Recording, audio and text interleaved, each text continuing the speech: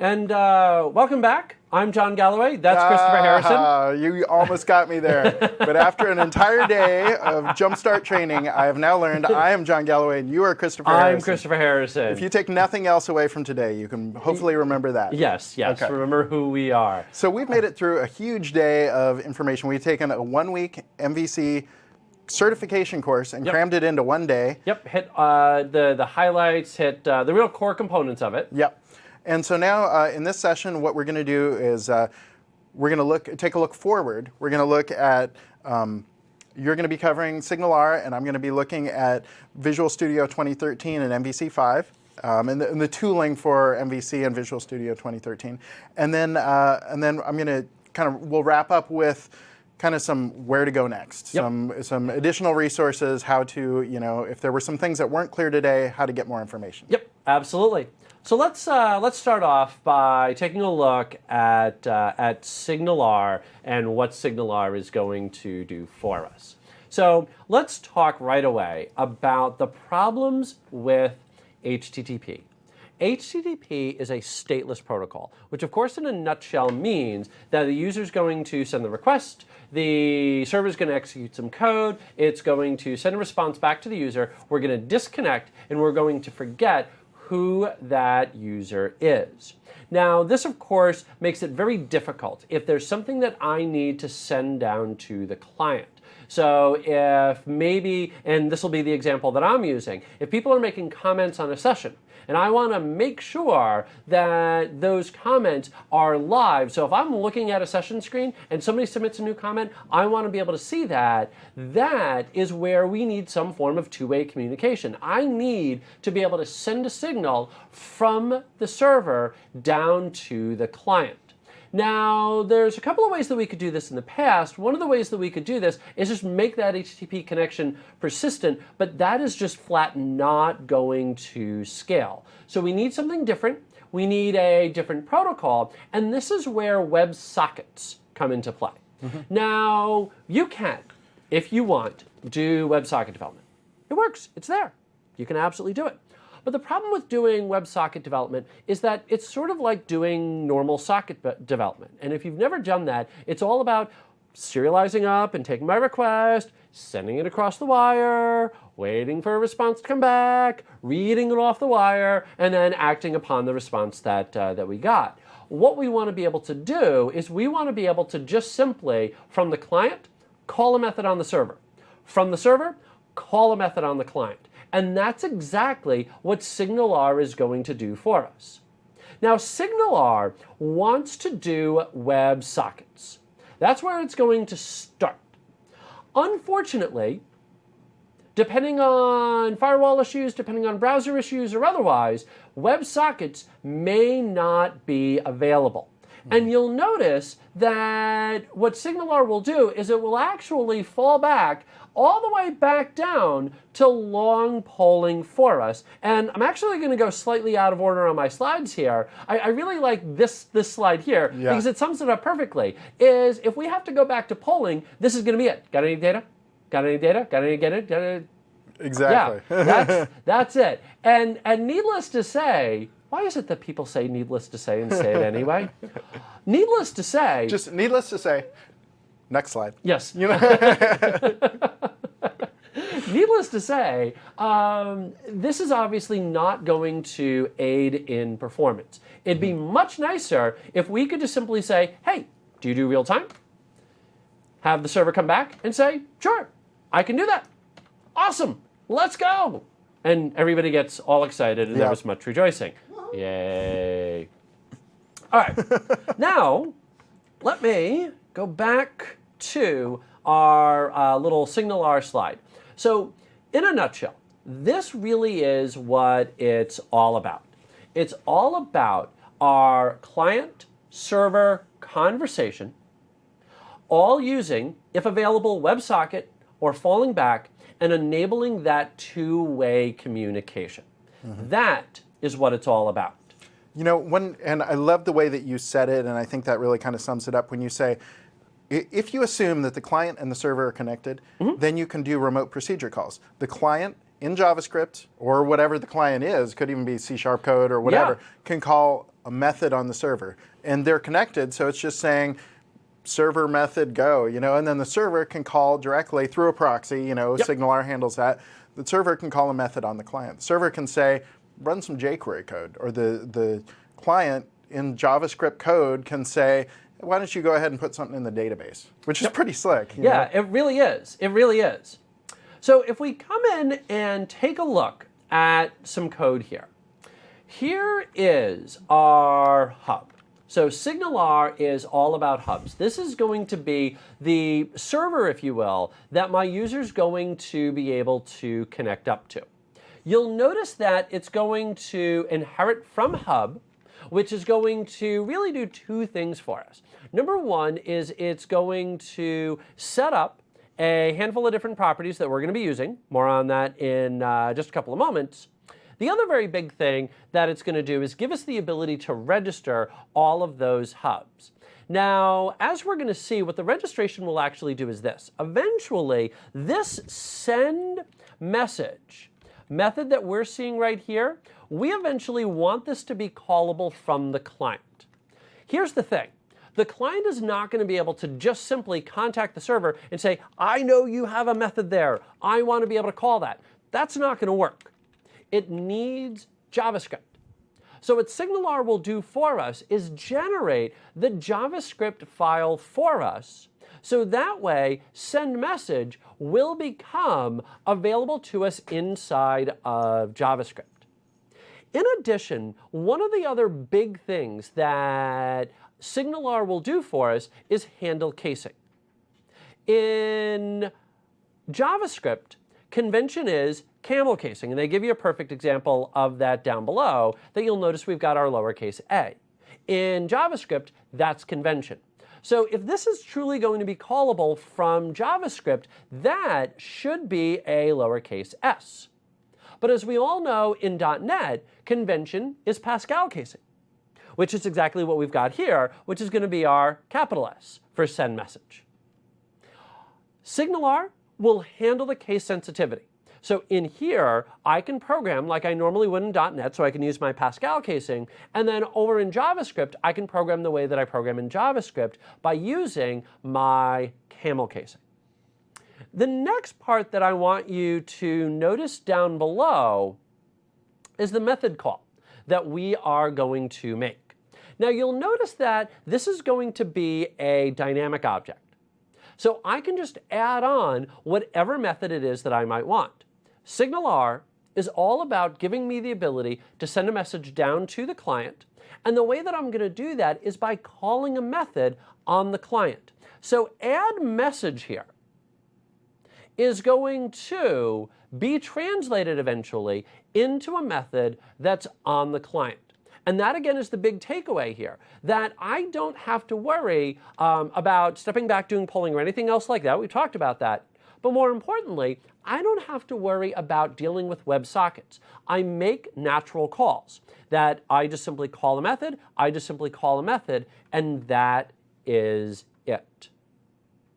You'll notice on the client side that it winds up becoming basically the exact same. That first of all, what I'm going to do is I'm going to connect out to my little hub.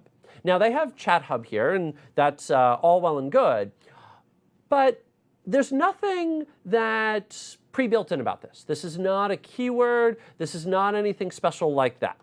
That again, this needs to exist in JavaScript, and that's one of the big things that SignalR will do, is it will generate that JavaScript for us. So when I say $.connection.chathub, it will be able to call off to the JavaScript file that's been created and access the chat hub that we've created.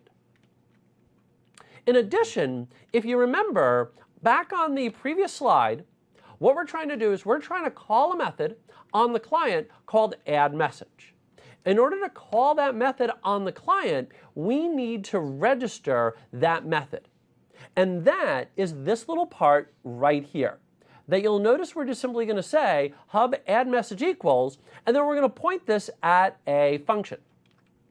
Now, if I do this, if I just simply highlight a couple little lines here, just want to highlight that part right there, I want to highlight that little part right there, want to highlight that little part right there. So just the highlighted part. Okay? Ignore everything else. Ignore the man behind the curtain here. So just the highlighted part. Here's what I want you to notice. It's just JavaScript. Well, I should take that back. It's jQuery as well. But it's just JavaScript. That all I'm doing is I'm making a basic little jQuery call. I'm getting out something identified by MSGS. I'm adding in a list item to that. And that's it. Just normal jQuery. This will now become callable to the server. How? Well, because again, I am registering that method right there. The name matches the method that I'm calling back here, and everything will be handled for me. Now, the next part is I also need to be able, from the client, to be able to call something on the server. So what you're going to notice is we have the ability to call our methods on the server. So you'll notice that they've got our little hub send message there. And then what I can do is I can read out some value or otherwise to send our data on up. Now, in order for that to work, we need to make sure that our connection's actually been made. And that is where this little event handler right here comes into play. Our start, done. So start will go ahead, make the connection for us, and then done will execute this code once it's loaded. So in a lot of ways, this is sort of like the document.ready, if you will, of SignalR, that we're just going to make sure that we've actually got a connection. Once we've got our connection, we'll wire up our little click event handler, and then we'll send our message on up. So now that we've got that, let's go in, take a look at using SignalR.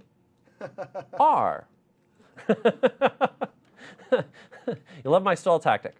By the way, I love this. If you've never seen this in Visual Studio, again, simple things. Right-click, close all but this. Boom. Yep, love it. All right. Now, SignalR is not already inside my project. SignalR is, however, available through NuGet. So I'm just going to say SignalR and simply hit install. And with blinding speed and amazing accuracy, this will now tell me everything that I need. And by the way, going back to a point that John had mentioned earlier about prerequisites. Again, we're dealing with JavaScript here, but there's still an awful lot that's needed to make all of this work. NuGet handles this for me. So it will detect the different dependencies that I need that I don't already have and give me the ability to automatically download them in one shot. Yep. All right. And roll up those licenses for you, which is pretty nice. Yes. All right. We'll go ahead and accept. Aren't you going to read all those licenses now? Dang if you could read them aloud, that would be the best. I knew I meant to do something. Okay. Now, again, going back to something else that we mentioned before about NuGet, is NuGet is not just about referencing DLLs, that it can make whatever changes are needed. And so you'll notice that it gave me a README file telling me the last couple of pieces that I'm going to need to make everything happen. So I'm going to need to register in my little hubs. There it is. I don't know why my brain stopped there for a minute. You mean go wake you up. The code right in front of me. There we go. I need to register my hubs, so it just flat tells me, hey, go put that inside your global ASIX. Okay, fine. Let's global ASIX. And let's just go ahead, paste that right there. Okay, that was easy. Yeah. Done. And then the next part is right here, which is where I have to bring in the reference for SignalR. Now, I'm going to get into the view here in just a couple of moments, but this right here is that magically generated script that I was talking about that's going to have all of the code that's necessary for JavaScript to be able to call. Mm-hmm. And if you were paying, just if you stay on that for just a second, yeah. If you're paying attention there, that's the difference between, for MVC4, you've got the Razor v2 syntax where you Yep. just do ~/. Exactly. And it's root relative. Otherwise, you need to do url.content, and it'll figure out the Yep. reference. Yep, absolutely right. Absolutely right. Okay, so let's start off by creating a hub. And just for simplicity's sake, I'm just going to put it right here. And I'm going to call this my comment hub. And let's go ahead and say inherit from hub. And boom. All right. Now, here's what I'm looking to do. If you remember from before, let me bring up the page that we had. Session details 1.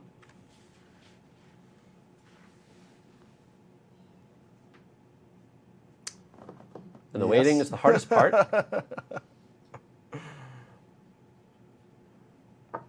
don't know what to talk about during this week. Yep. So, yeah. Okay. Okay. Oh, there we go. See, this is always the thing about doing live demos, is you may do something earlier that impacts something later. How about we close out of the management studio there? There we Nicely go. done. And so demo, and then hit submit. So you'll notice that that's going to show up right there. The problem, though, is let's say that I paste on in, Windows 7 was my idea, Yeah. that same URL, and let me put in a comment from the left, or right comment. There we go. That's my right side. Hit submit. And you'll notice that that shows up over there on the right, but it doesn't show up on the left. I don't like that. I don't like that either. We need to fix that. Yes. So when we add in a comment, I want to make sure that it's going to display on both sides. So let's come over here, and I'm going to say public void add comment string content int32 session ID. And you know what? I really want that to be like that. Okay. So there's that. First things first, let me conference context equals new. Let's go ahead and say comment equals new. And let's set our session ID to be the session ID. Let's set the content to be the content. And let's go ahead and say context, comments, add, and add in our brand new comment. All right, so here's what I want you to notice about this block of code right here. There's nothing fancy. This again goes back to our very technical do stuff. Yep. So whatever it is that you need to do behind the scenes, you can still do it. So you'll notice in my case, what I'm going to do is I'm going to send back to the database that comment that was just added in. Now, again, I need to send out the comment down below. So what I'm going to do is I'm going to say clients. Now, off of my clients, you're going to notice that I have the ability to control how I'm going to send my signals, or basically which clients I'm going to make method calls on. So I could go down to the caller, whoever it was that just sent up the signal. I could send to all. I could go to everybody except maybe the caller itself. Or, and this is the one that I'm going to want, I can send to a group. See, here's the thing, is going back to our scenario here, bring up our little sessions here, is I want to make sure if you submit a comment for session 1 that only people that are looking at the session 1 page are able to see it, not everybody. I'm glad you're talking about this. We had several people in the chat asking, how do I deal with groups and all that? So there you go. Perfect. Yep, just like this. So what I'm going to do down below is I'm going to say clients, group, and then specify my, my particular group. And in my case, I'm going to do this based on the session ID. So basically, what I want to do is when you're looking at a session page, I'm going to put you into the group for that particular session. So that way, when somebody adds in for that session, you'll be the only ones that will see it. We did get one comment. Don't forget to save changes. Thank you, thank you, thank you. This is like pair programming taken to the nth degree Exactly. here. Okay. Thank you, Ed in New Jersey, for that one. Yes, yes. In any event, so back over here, you're going to notice that I'm going to call to that group. Now, at this point, when I hit dot, you're going to notice dynamic expression. This is going to be the name of the method that I want to call on the client. So in my case, what I want to do on the client is I just want to send down a add new comment, something like that. And I'm going to pass down the content that you sent me. Okay. So again, I'm making a normal method call. That's really it. So the only thing that's fancy, if you will, is just that I'm sending it to a group of people and it's going to be sent down to a JavaScript call. And then you just call that add new comment method. Exactly. Yep. You'll also notice public void, let's say register, and let's say int32 session ID, and let's go ahead and say clients group.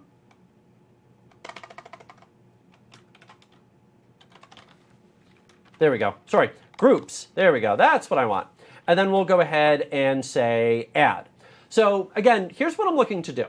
Is I'm trying to make sure that when the user looks at a particular page, that we make sure we're sending him the information for his particular session. So in order to do that, when that person comes along, takes a look at the page, I need to make sure that I put them into the appropriate group. So I'm going to do that just by simply calling add. You'll notice that it needs to know the connection ID, which I can read off of the context connection ID. There we go. Hit tab. Now, you've had a couple of questions about this, and I want to field this sort of real quickly here. You can start to go really as far as you want with this. So for example, let's say I'm trying to create some form of a messaging service, or I need to send a signal back to somebody based on their username. Well, I can store, say, inside of a database behind the scenes, a very simple mapping. This username is currently this connection. And then that way, when I get a message for that particular user, I simply take the username, I go back to the database, I pull out their connection, and then I go ahead and send down the signal to that particular user. In my case, it's simply going to be my little group, and I'm simply going to say toString. There it is. So again, looks just like a normal class. All right, let's go into our views here. And let's do our get for session. Okay. Now, what I'm going to do is I'm going to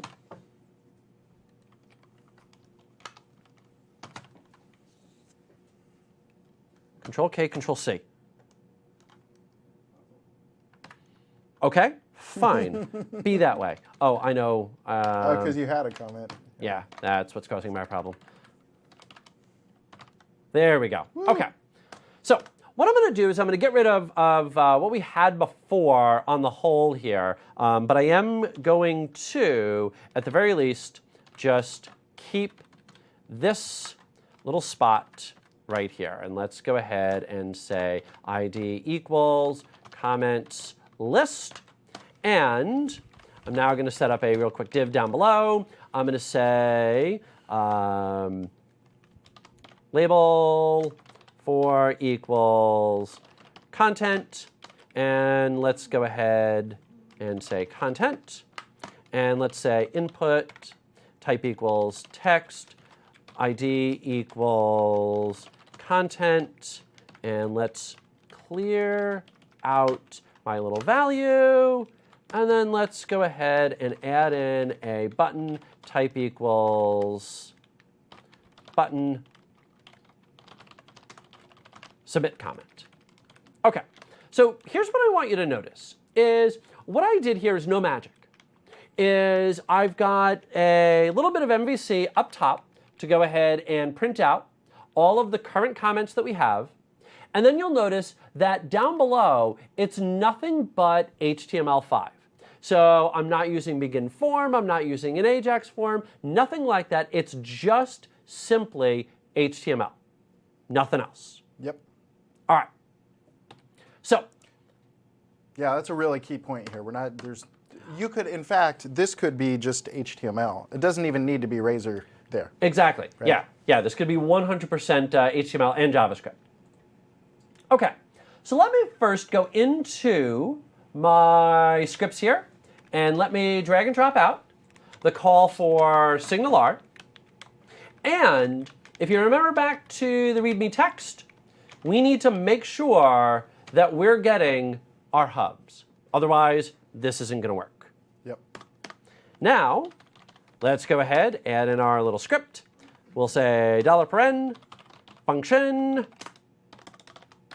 and let's go ahead and say, okay, cool. Let's say var comment hub equals $connection comment hub. So there is our hub. Now I want to register my little add new comment. So let's just come back over here and we'll say comment hub. This is going to be on the server side, and this is going to be that add new comment. Let's do our casing equals function and our content and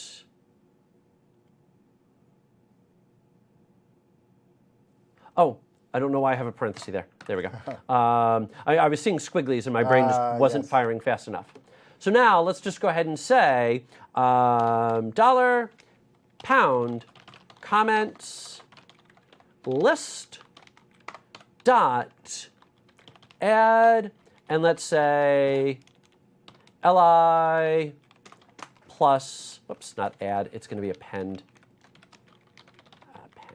li,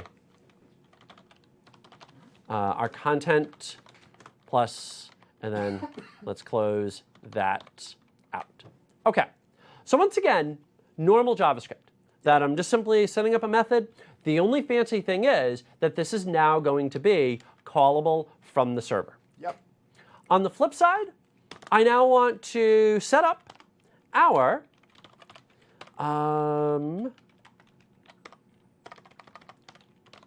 connection.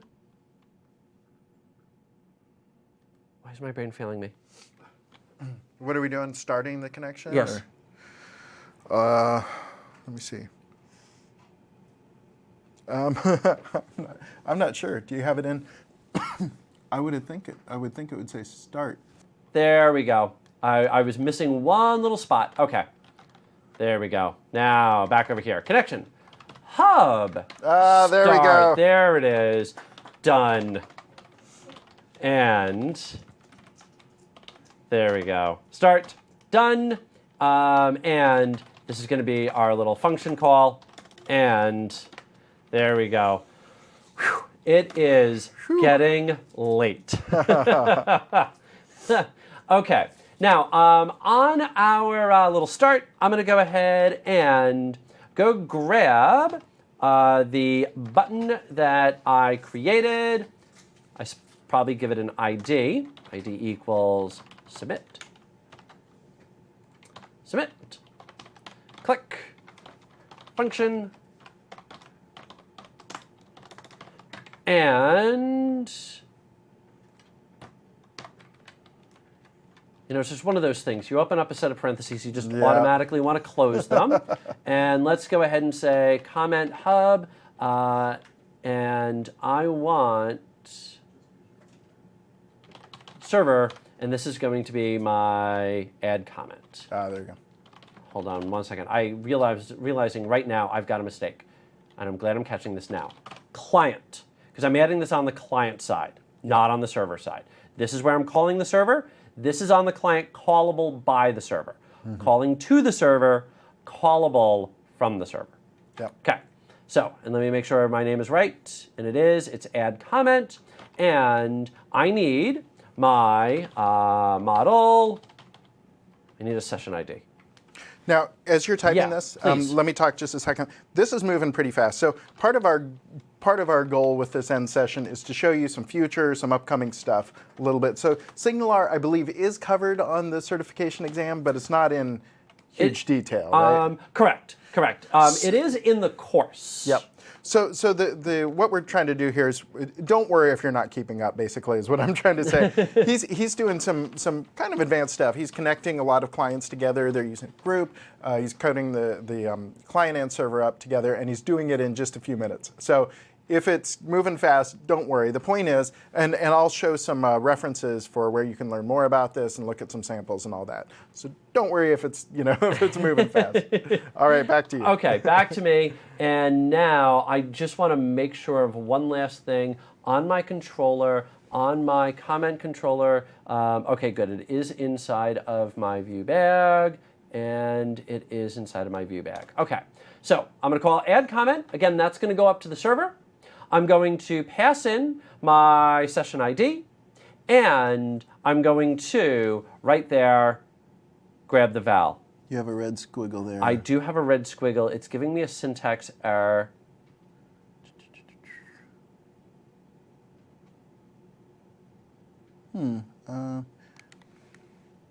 Add comment. Does add comment take to? Yes. Maybe. You know what I'm going to do? I'm just going to do this. Oh, right.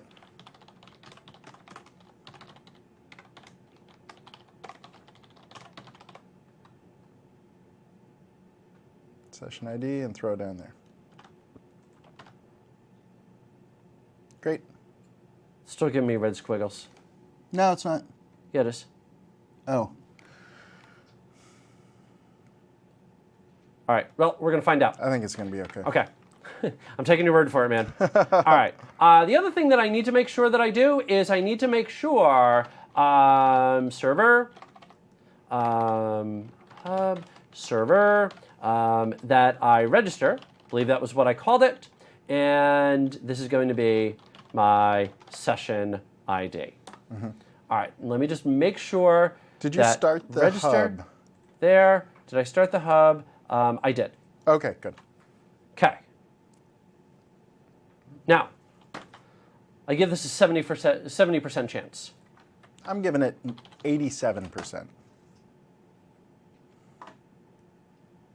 I might have something defined. Hold on. You know, one of the things that I've had happen to me in the past is sometimes it will not generate the hubs. There we go.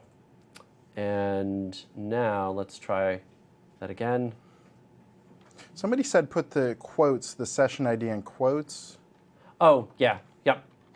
And that, well, that'll fix that, which is true. Yep, that will fix that. Thank you.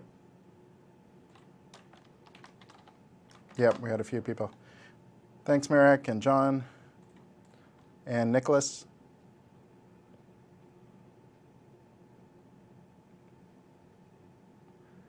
Connection, comment hub, inherits from hub, inside my global ASAX. I've got it all. Okay. It's all there.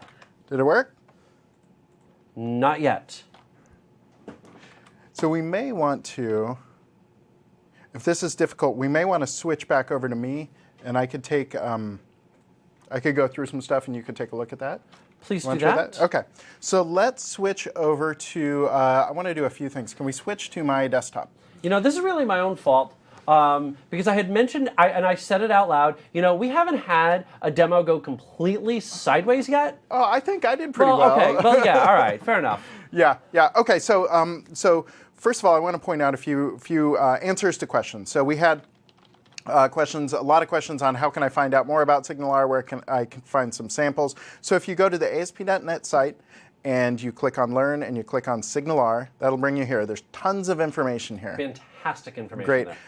There are samples here. If you click on samples, this brings you to a repository with tons of stuff. And this is by David Fowler, who is one of the developers on SignalR and also an insane programmer, incredible, and he's always chatting me at 3 in the morning. The guy never sleeps. He's just incredible. Anyhow, so there's that. Security, we had some questions on SignalR security. And so if you go on that same SignalR thing, there's a lot of information here on SignalR security. We also had questions, just kind of segueing over, we had questions on Web API security. Again, if you go onto the site, you go to Web API, and you go to the Security tab, lots more here. So this will tell you about Web API security. A few more, just kind of a roundup of questions, and then I'll jump into Visual Studio 2013. We had some questions about MSDN benefits. So if you go to the Windows Azure site, there's a section on here. If you just search for Windows Azure MSDN benefits, it'll bring you to this. And this talks about what you get for free and what you get in addition with MSDN credits. So if you've got MSDN and you're not using Windows Azure, you're kind of just throwing away like a lot of good free stuff. You might as well use it. We had a question on just the certification process in general. And so I'm linking to this. This is exam 7486. And Christopher, high level? Sure. So this is actually something that I can talk to. That the way that the certification works for web development is there's an MCSD, Microsoft Certified Solutions Developer, and for the web development side, there's 3 separate exams. There's the HTML5, JavaScript, CSS, basically just making sure that, yes, you can put together web pages, you can make JavaScript calls. There's that. There's the 70-486, which is this one here, which is all about MVC and MVC4. And then finally, there is, and I want to say the number is 487, pulling that off the top of my head. Please don't quote me on that. But that is the Services and Azure exam. So it'll be those 3 exams to go off and take. So you could take all 3 of those exams and get an MCSD, or you could just get certified. You can get what is it, MCP or something? If you just pass one exam, correct. Is it still that way? Yeah. So you could get certified on just this one exam, and you could say I am. It's so, and that can be useful. That was I got certified MCSD early on, and that helped my career in being able to say I actually know what I'm talking about to other developers and my boss and stuff. Somehow I convinced them of that. One other thing I just wanted to point out, I noticed during the slides we've been recommending some ASP.NET MVC4 books. I would be remiss if I didn't bring this up. So I'm a co-author of the ROX MVC4 book. Yep, and I do want to point out that we have a good amount of, like if I go to Learn MVC, and you'll see that there's some, where is it? Somewhere, there's some books recommended there as well. So in pretty much any of the sections on the site, if you want to learn Web API, and I think you'll see some books recommended here. So if you learn well from books, there are a lot recommended on the site. So what I think we ought to do is we'll skip over to my slides, and I'll talk about what's in Visual Studio 2012 updates and then Visual Studio 2013, and try and sell you on getting that release candidate installed. So Visual Studio updates. Visual Studio, it used to be that there would be Visual Studio 2005, and then you'd wait 3 years and you got 2008, and then you'd wait a few years and you got 2010. And so what they've done is they've moved towards an update model. And the idea with updates is kind of like, they're almost like extensions. They install, it's kind of a lightweight, quick install. They add features. Usually they don't change the underlying core framework, but they do add things like editor features and also new templates. So enabling things like I showed you the single page application template that was added by an update. So this is what came out in Visual Studio Update 2, Visual Studio 2012 Update 2, which came out I think around February or March. And that included ASP.NET and WebTools 2012.2, which just rolls off your tongue. But the things that are included in there are updates for the templates. That brought in some great features to web forms, including including model binding and friendly URLs. There were updates to add in SignalR support, Web API, help pages, MVC added in the single page application in Facebook, and then a ton of great stuff for web tooling.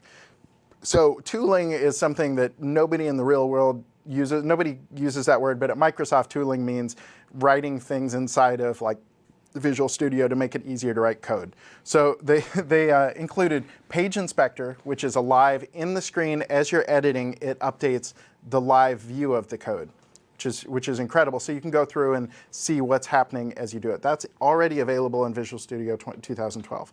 Updates for IntelliSense for all these templates on the left. Better updates for publishing and also the web editor stuff. What's in 2013 RC? First of all, it's available. It runs side by side with Visual Studio 2012. I'm running it on this machine. I've been doing 2012 demos all day, and the only demo fails have been my fault. So 2013, and they really have done a lot of work to make these different versions of Visual Studio play well together. So they round trip. You can even open a project in one version and then open it in another, and they won't, kill each other. So some things I want to talk about, new features for web developers in Visual Studio 2013, RC. First of all, OneASP.NET.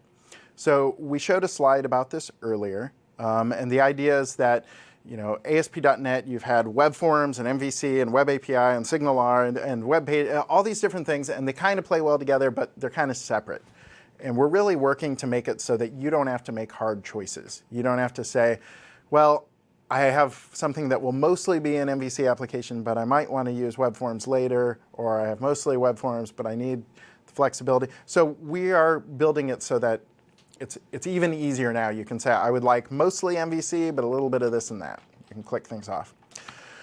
Browser link is pretty incredible. So Scott Hanselman did a great demo at the latest Build conference. I helped work on that demo. And so if you want to see if, he had 10 minutes to go through this and showed it in more detail. But the idea is, what would you do if you were Microsoft and you had SignalR and you had Visual Studio? Well, then you could say, when someone runs my code in debug, I could hook up SignalR to it, and I could actually attach JavaScript into the browser that calls back into Visual Studio. Well, now Visual Studio and your web page are connected. They're able to update each other. So the simple thing that's enabled right out of the box in Visual Studio 2013 is you can make code updates in Visual Studio and your browser refreshes as you type. That's pretty cool. But they've also open sourced some things with Browser Link to make it so that you can write your own extensions. And they've done some cool examples where you're actually in-page edit in a web page. You double-click in it and start typing, and it updates in Visual Studio. So this is an insane feature that will get even more insane. This is Mads Christensen, who's just does crazy stuff with Visual Studio and the web tooling. One other thing I want to point out here, I guess, maybe one after this, but is Azure Web Tooling. So I'm going to show a demo in a second if you're getting antsy. Azure Web Tooling, this is now built into Visual Studio. So remember how when I showed deploying my site to Windows Azure, I needed to go to a web page, create a site, and then import that published profile. Now you can do that directly inside of Visual Studio. So inside of Visual Studio, you'd say, add a new site, and the published profile is already set up, and it's all integrated. So that's a great time saver. One other thing is scaffolding. So this picture here shows the scaffolding that's in the RC, and it even gets a little better for RTM. But the idea is that scaffolding is pretty handy. I showed how to use it in MVC. It also is pretty nice in Web API, but it was different. There were two different scaffolding systems, and then Web Forms didn't have it at all. So the new release now, this is one scaffolding system that works all across the board. There's also support for Owen. Owen is a kind of it's a new kind of underlying platform for ASP.NET. So the idea is things run on top of Owen, and Owen actually stands for Open Web Interfaces for .NET. What that allows you to do is you can swap out the hosting layer. You can also plug in middleware. So into your application, you could plug in some middleware that says, I want to add a watermark to all all my images, or I want to go in and put in a, change some content, or, really the sky's the limit. You could do quite a bit with it. So this is a new thing. It's kind of out on the horizon, but it's supported in the next release. And finally, the ASP.NET Identity System has gotten a nice overhaul, and this it's kind of a works well with Entity Framework Code first. It allows you to extend it quite a bit, and it's really it solves a lot of problems. If you've ever had to extend identity in the past, really solves a lot of problems you may have run into. Let's look at this stuff. So I'm going to go over to that RC. Remember, if you just search, you could look on the visualstudio.com site. If you search for Visual Studio 2013, or you can also download it off of MSDN or TechNet. So here we go. So I've got it installed. So I'm going to hit New Project. So that's Control-Shift-N is New Project. I like that one. So I'm going to go in, and now look at this. When I click on Web, I don't have Web Forms or Web API or MVC or SignalR or all that. I just have a web application, right? And that's because it's one ASP.NET. Now, if I want to, I can go back to these Visual Studio 2012 project types, and I can create them. And that's if I'm working with something legacy, or if I need to work with one of these specifics. But if I just want to create a new web application, this is just a new ASP.NET web application. So let's say I would like an MVC site, but I'd like to also have support for Web Forms and Web API. Or I could say I would like a single page app, but also throw in Web Forms. Right? So this is kind of an a la carte menu. I could say I would like Web Forms, but also add in MVC support. And this is something, if you've worked with a Web Forms app and added in MVC support in the past, it's possible, but it's a little tricky. So now that's actually a lot easier. So here I'm going to create an MVC site with Web Forms and Web API support. Because they're all the same system, the authentication is now, we're able to have one consolidated authentication. I could say no authentication at all, individual user accounts. So this can work for things like Facebook, Twitter, as well as local accounts. I can use organizational accounts. So this will work with things like Active Directory or Office 365. Or I could use intranet applications using Windows authentication. Okay, so I'm going to say OK. I'll create this. So again, what it's doing now is it's creating an MVC application, but this is actually just a one ASP.NET application.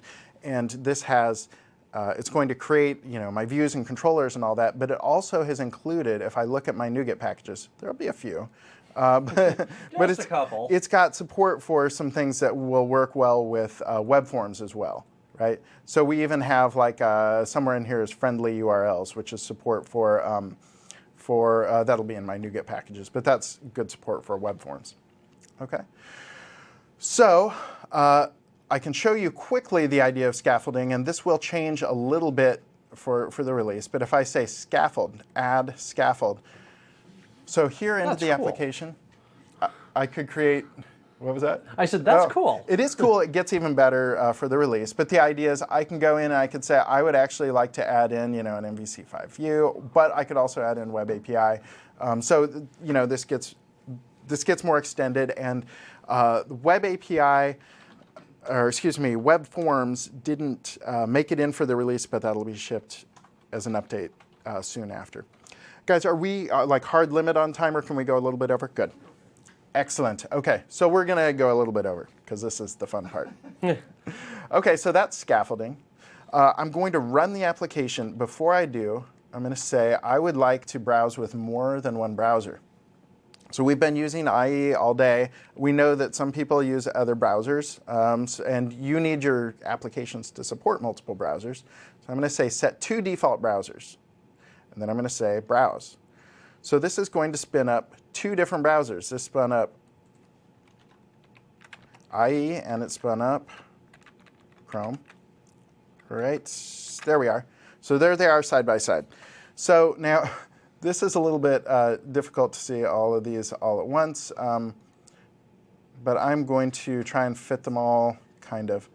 So the idea is I can go into a view.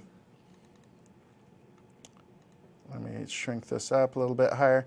OK, so now I'm going to go. I know this is tiny, but I'm going to go into a view. So Solution Explorer, and I'll dig up the home index view. All right. And I'm just going to go into this, and I'm going to say, up at the top where it says ASP.NET, I'm going to say is awesome. So now I could either hit this button here, and this will update everything. Oh, wow. You see that live on the fly, it did the updates, right? So I can see it as it works. And then I can say, and I can also say Control-Alt-Enter. So as I'm typing, and it actually updated them both, right? So this is great here. I can see that they're rendering slightly different, and I can start digging into that and see exactly what's going on with them. So another thing that you'll notice is that these templates are now using Bootstrap. So Bootstrap is a popular theming system. What we've done over the years, if you've followed along with MVC, the original templates that shipped with ASP.NET MVC 1 through 3 were pretty ugly. They were a blue page with a white square, and kind of developer design, right? So with MVC 4, we got a lot better ones. I showed the responsive design. I showed that if you look at the HTML and the CSS, it's actually been sweated over and it looks nice. Yes. But the problem is, it was all Microsoft specific. And if you wanted to get a new theme for it, well, there weren't really any. You had to go in and write your own. What's nice is with Bootstrap. So Bootstrap was originally developed by Twitter. It's a very common or very popular framework. So if I say Bootstrap, I think it's Git. So Bootstrap, no, it's not Git or Bootstrap. There we go. All right. So if we go, oh, there it is. I don't know what happened there. Get Bootstrap. So Bootstrap is a common front-end system. So it includes CSS, JavaScript, and it also includes some components. So some things like you can go in and you'd say, I want to use some icons. That's always something you'll need to do. It has support for all kinds of things like button drop-downs, this kind of stuff. So things that you commonly will want to use in a site. One other great thing is that it's easy to theme. So there are sites like bootswatch.com. By the way, I just want to point out, I'm glad that I'm not the only one that that can't type. Yeah. That, as it turned out, after going through and looking at all that, and we'll bring it back eventually. Yeah. It turned out it was just a typo. Oh, great. That was it. Yeah. So I'm glad to see I'm not the only one that can't type. Yeah. Yep. Okay. So this is a whirlwind tour. If you want to see more, you can watch the build presentation. We've got a lot of content that's going to be going up on the ASP.NET site as well that will highlight this stuff. But these are new themes, and you can actually go in, and we did during the build demo, we downloaded the CSS and just replaced it. So I think if I say download this Bootstrap, I think I want bootstrap.css, and I just save it over, and I could save it right over my current project. I'm not going to do that now, but basically I hit F5 and it refreshes across, so it's a themable system. So you may be asking what's new for MVC. And really the biggest thing that's different for MVC 5 is that it no longer is a separate project type. So it used to be with ASP.NET MVC 1 through 4, it was a completely separate project type. If you looked at the CS project file, you actually had to go in and edit a GUID and all this stuff. It's crazy. So now that's gone, and it's just one ASP.NET thing, and that actually took a pretty good amount of work. They had to go in and rewrite a lot of the tooling and stuff. Again, I said that word tooling. But they had to go in and rewrite all this stuff that used to only light up if you were using MVC, and now it'll work across the board, across all these things. That's the very quick whirlwind tour of Visual Studio. So how about if we jump back to SignalR, and then I'll wrap up with the slides. Sure, that sounds perfect. Give me 1 second to pull up my Visual Studio here. There we go. Great. I'm going to blame it on the Bossa Nova. I'm going to blame it on the fact that I've been doing a lot of PowerShell work lately. For whatever reason, my brain just decided that I need a $sign in front of a variable name. Yeah. It looks like jQuery. Yeah, exactly. And that was it. It was that, just with the $signs everywhere else, my brain just did not catch that until finally I went in and debugged it, and I took a look at it and went, oh, wait a minute. that's not right. Yeah. So now, hang on a minute. Ein Minuten bitte. So what you're going to notice is that if I bring up my my little page, what I want you to notice is, first of all, up at the top right, you're going to notice that I've got I want spaghetti. Over on the top left, you're going to notice I want spaghetti. And you're going to notice down below, I've got my MVC rocks. Now, when I bring up the page, again, what's going to happen is it's going to register for a group particular to that page. So when I put in a comment for I want spaghetti, the only place that we're going to see it is just on the I want spaghetti. For the MVC rocks, it will then show up just on MVC rocks. So let me just kind of clear everything out. And, you know, I got to say, I'm really disappointed. It's 4:42. You know what we still haven't done yet? Are you ready? Hello, world. Woo! So let's go ahead and hit Hello World, and you'll notice that Hello World has now appeared here. It's now appeared over here. Just that simple. Yep.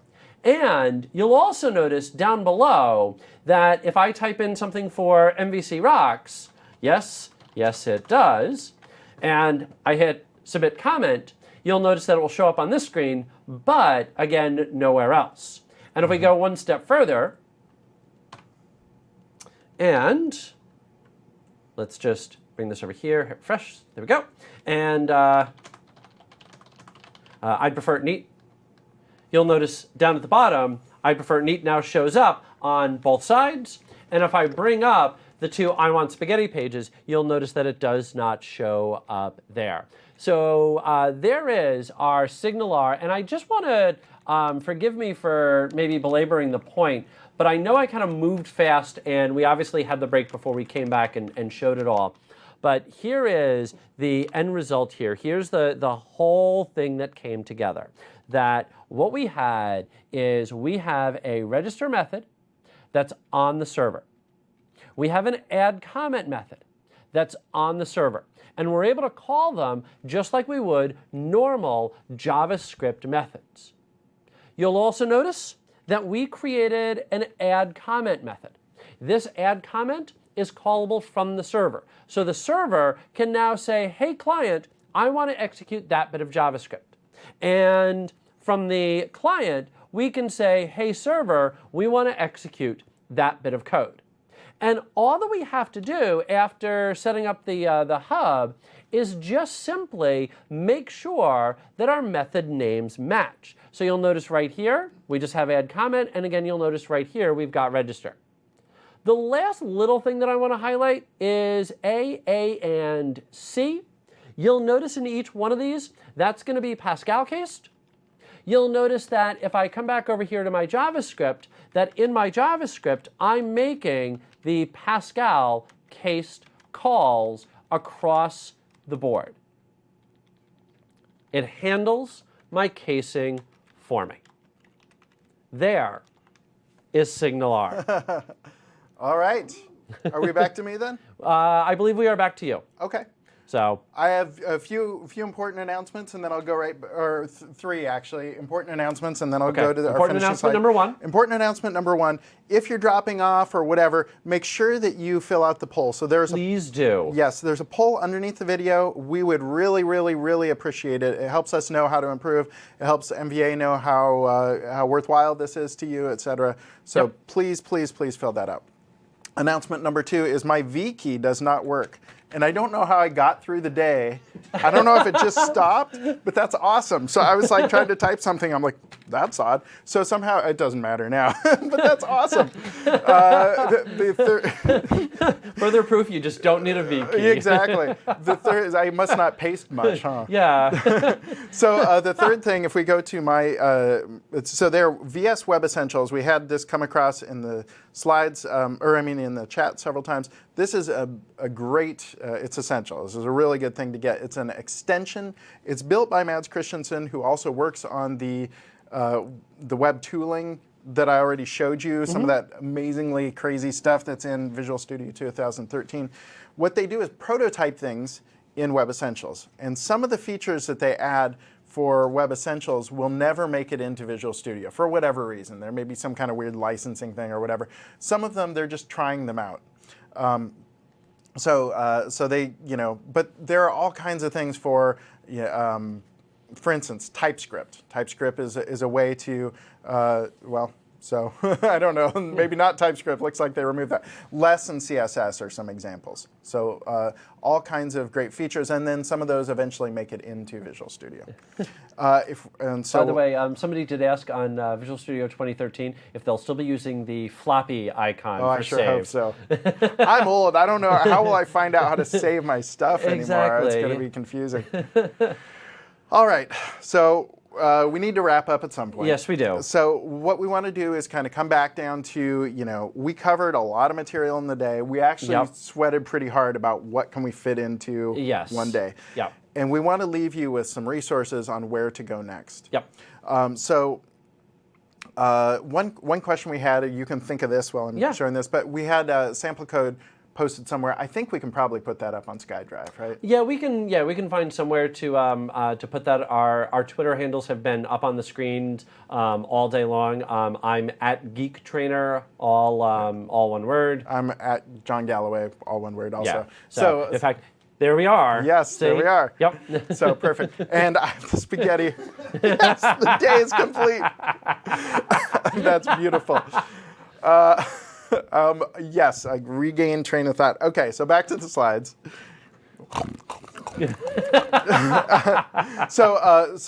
I want to leave you with some resources on where to go next. So one is, if you have questions or feedback about ASP.NET, I've been plugging the ASP.NET site quite a bit. The ASP.NET site, if you just go to feedback or down in the footer, there's a thing that says feedback.